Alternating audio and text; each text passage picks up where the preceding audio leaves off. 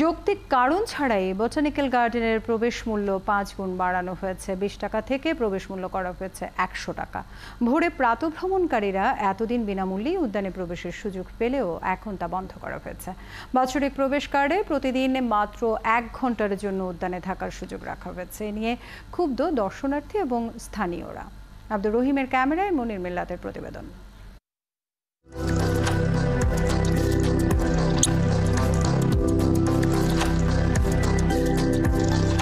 ঢাকা শহরে সবুজ বলতে যা এখনও টিকে আছে সেটি মিরপুর বোটানিক্যাল গার্ডেন। নানা প্রজাতির ফুল, কয়েকশো প্রজাতির গাছ, শানবাঁধানো পুকুরঘাট, দিঘি, সবুজ প্রান্তর, লেকের পানিতে বৃষ্টির ধারা। এতদিন উদ্যানের প্রবেশ ফি ছিল 20 টাকা, কিন্তু এক প্রজ্ঞাপনের মাধ্যমে সেই ফি হুট করেই 1 লাফে 4 গুণ বাড়িয়ে 100 টাকা করেছে বন অধিদপ্তর।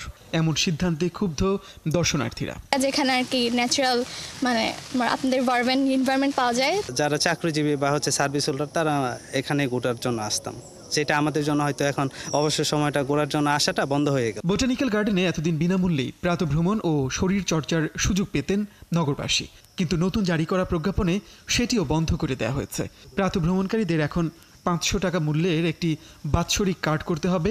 কার্ড ব্যবহারকারীরা প্রতিদিন মাত্র 1 ঘন্টা উদ্যান ব্যবহার করতে পারবেন। আমরা যারা রেগুলার বোটানিক্যাল গার্ডেনে আসি, আমাদের জন্য একটা টাইম ফ্রেম করে দিচ্ছে সকাল 6টা থেকে 7টার মধ্যে। যে আগের মতো একটা পরিবেশ আমাদেরকে দেওয়া হয় 20 টাকা করে, এবং নির্দিষ্ট কোনো টাইম না দিয়ে মূলত ইজারাদারের মাধ্যমে বোটানিক্যাল গার্ডেনের টিকিট বিক্রি করে থাকে উদ্যান কর্তৃপক্ষ। সংশ্লিষ্ট ইজারাদার বলছেন, প্রবেশ ফি বাড়ানোর কারণে দর্শনার্থী উপস্থিতি কমেছে অন্তত 40%। 30% 40% লোক চলে যাচ্ছে। আবার অনেকে যাই না, আসেও না, যেমন পাশে চিড়িয়াখানা চলে যাচ্ছে 50 টাকা।